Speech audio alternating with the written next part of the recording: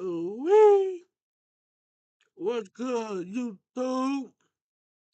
I mean, what's good, YouTube family? We back with another fire reaction video. Don't forget to like, comment, and subscribe. Get straight to it. This program contains images and videos of extreme violence and offensive language that may be hard to watch. Viewer discretion is strongly advised. May 2nd, 2020. A residential street in the Bronx. A blue Jeep parked for hours until... Two men get out of a bright blue Jeep Grand Cherokee. They have Corona masks on their face. Both of them have firearms. The gunmen have one objective: eliminate the target. Mr. Rosado is coming out of 2522 Holland Avenue. These individuals waited. They were stalking him. They just start shooting at him.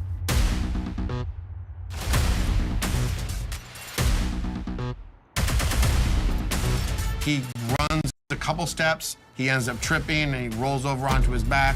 I mean, you can see him put his hands up like, don't shoot me, but they just unload into him. Imagine being able to build anything just by thinking about it. Meet Base 44, a complete AI. Rosado is hit 5 times. It's a bloody execution, with bullets hitting his head and neck. This wasn't a target of opportunity. This was a planned hit. It's almost reminiscent of some of the mafia hits from back in the day. The CCTV footage was exactly like a movie. You saw some people with groceries putting them into the trunks of their cars, and suddenly these shots just... This was a planned hit. It's almost reminiscent of some of the mafia hits from back in the day. The CCTV footage was exactly like a movie. You saw some people with groceries putting them into the trunks of their cars, and suddenly these shots just ring out and everyone jumps to the ground. Any of them could have been shot, by the way. Francisco Guns Rosado, the body on the sidewalk, was the Bronx president of the notorious Pagans MC. Of the outlaw motorcycle gangs, the Pagans have the reputation of being especially violent. Mr. Rosado was completely covered in tattoos. His lips, privates, feet, toes. There was a tattoo the cops. While it was easy to ID the victim, the masked assassins were a different story. The detectives with NYPD immediately started suspecting that it was the Hells Angels. The Hells Angels and the Pagans hate each other's guts. The sight of them would start a fight right then and there. It was on site. It's like the Bloods and the Crips. The Hells Angels have issued a standing green light order to attack, assault, or even kill any pagan that they encounter. Since 1977, when they bought their headquarters on East 3rd Street, the Hells Angels have owned Manhattan, and the Pagans... You don't really hear nothing about these. Excuse me. Hells Angels and the Pagans, the bike gang. They very serious and brutal too.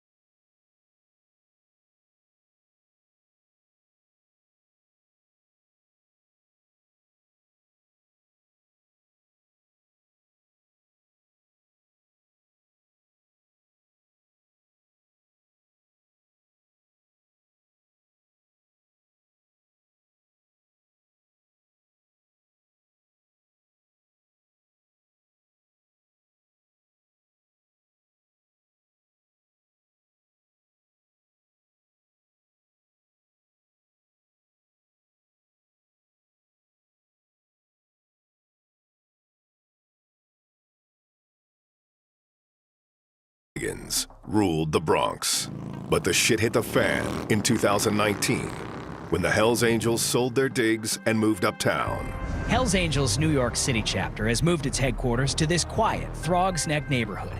The old American Legion building shows signs that the biker group has already moved in and decorated. Two 1%er clubs existing in the same turf, it's just never going to work. The Hells Angels would hang up their death head, which is very big signage that say, hey, we're here, F you. We're the Hells Angels, what are you gonna do? Less than 48 hours later, the Pagans welcomed the Hells Angels to the neighborhood with a rain of bullets.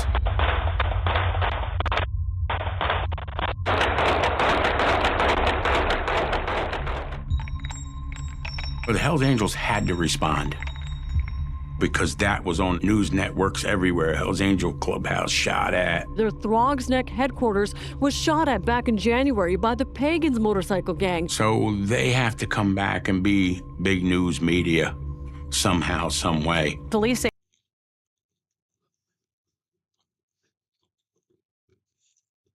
You know, they was getting down like this, though.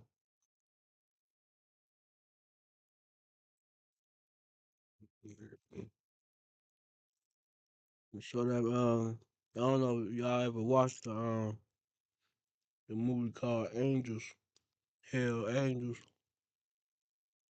So that's based off of real life, as we can see. it was part of a motorcycle club turf war. It turned deadly. It's hard to feel empathy for him because Rosado shot up their clubhouse. But you shoot up the Hells Angels clubhouse, something bad may happen to you.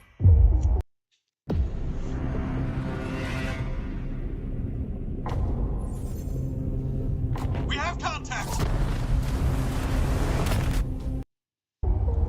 The Pagans, they're not any different than the Bloods, Crips, or Latin Kings. They are a violent, secretive organization that is expanding rapidly throughout our country.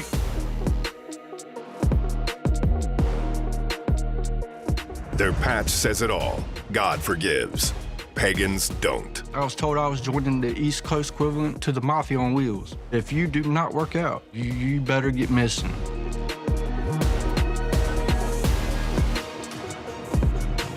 This whole thing between the Pagans and the Hells Angels is gonna come to a head soon. The truth of the matter is people will die when that war starts, on both sides.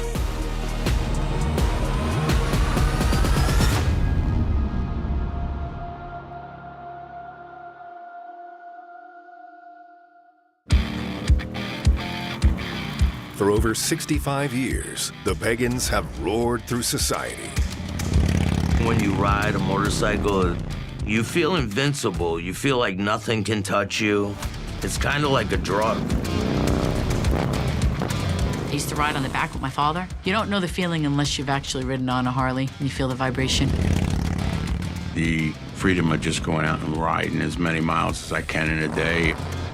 But it's not all wind in the hair at sunset. Pagans Motorcycle Club, I give the credit where the credit is due. They are a true 1% motorcycle club. We don't live by society's normal rules. We make our own rules and we live by them. Christopher Baker sentenced to 75 years for trafficking more than 260 kilos of meth into North Carolina. Authorities say Baker, based in Raleigh, was a national leader for the Pagans Motorcycle Club. The Pagans are involved in drug trafficking, most commonly methamphetamine. They also traffic in guns, and they are known to commit acts of violence. In one example, an aspiring pagan known as a prospect was alleged to have stolen from another pagan. Baker ordered that the prospect be tortured and his fingers cut off with an electric saw while he forced others to watch. I have one father and two uncles that are pagans. And I remember playing with dolls and my Ninja Turtle toys. And then the door opens abruptly. It was my dad, he's walking into my house with blood on his shirt. But the Pagans didn't start out with murderous intent. 1%er lore is the motorcycle club was founded in the late 1950s by Lou Dobkin. The information you have seen on the internet is not right. My grandfather, Lou Dobkin, he was in the Navy between 1958 to 61.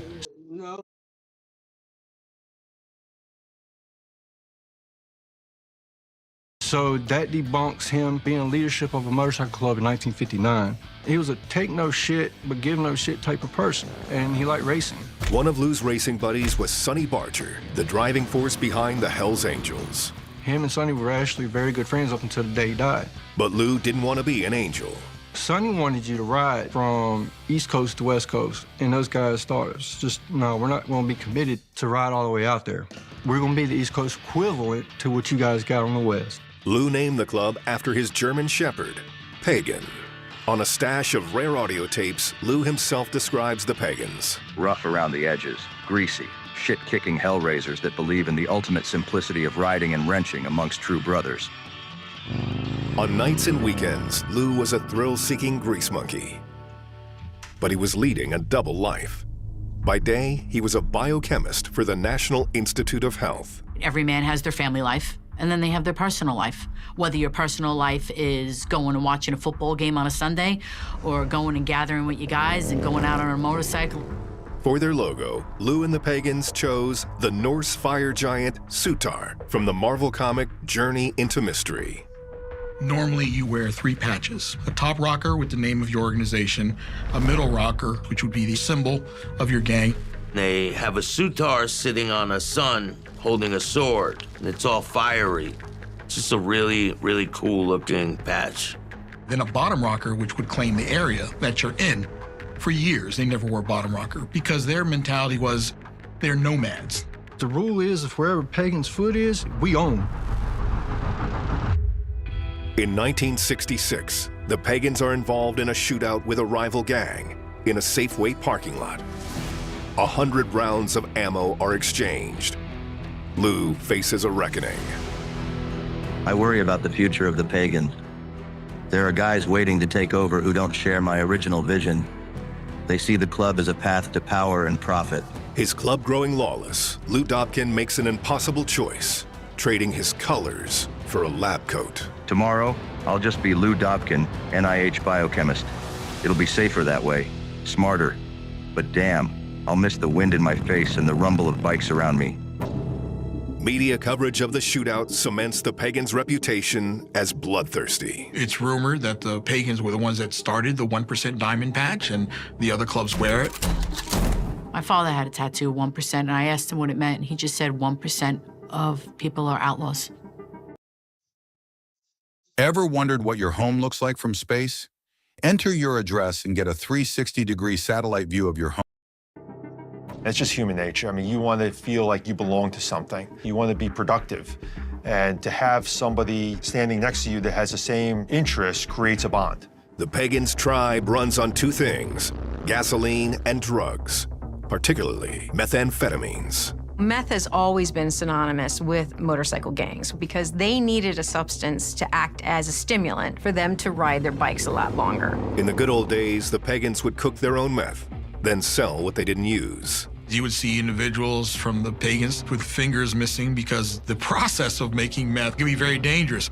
Pagan purple meth couldn't be touched by anybody else's methamphetamines. Eyes bugging out of their head like a cartoon. People paid high dollar for that purple meth. For as long as the Pagans have been dealing, the feds have been on their ass. Between the membership and their associates, they move a lot of drugs. Well, telling us the narrator, I like how he goes, man. Drugs. Yeah, there's several documented cases where Pagan members have been arrested for operating meth labs. 22 Pagans, including 4 of its national leaders, are charged in 1984 for selling meth and PCP. Drugs may be the bread and butter of the Pagans, but they're also big on extortion. Long Island, late 90s. Pagans are squeezing thousands from adult businesses. Those who refuse to pay $400 a week for protection are threatened with violence or arson. The ringleader behind this scheme is chapter president and national sergeant at arms, Keith Richter. Keith Richter is known in the Pagan Nation as Conan. Conan the Barbarian. Conan gets his name from the fearless Marvel Comics character played by Arnold Schwarzenegger.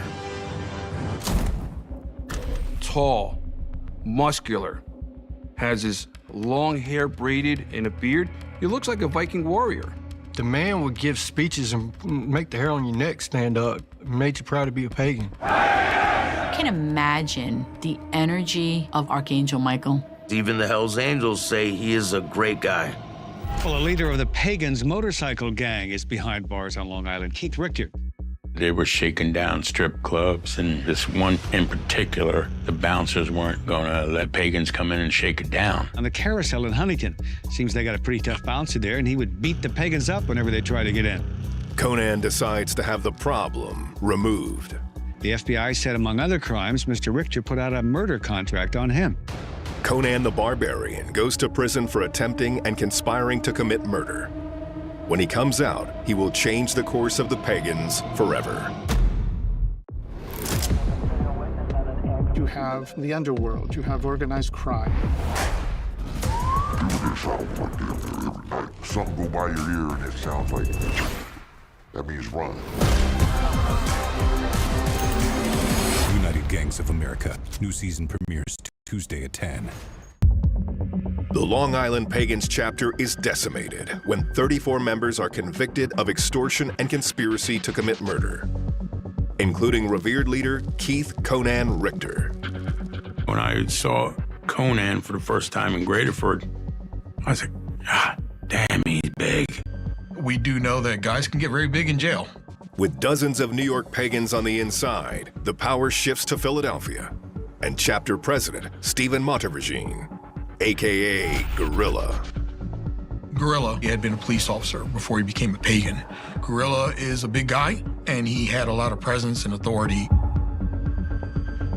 I had met Gorilla a couple of times back in the day when I was working in Philadelphia in the trade unions. He could be your friend or he could be your worst nightmare.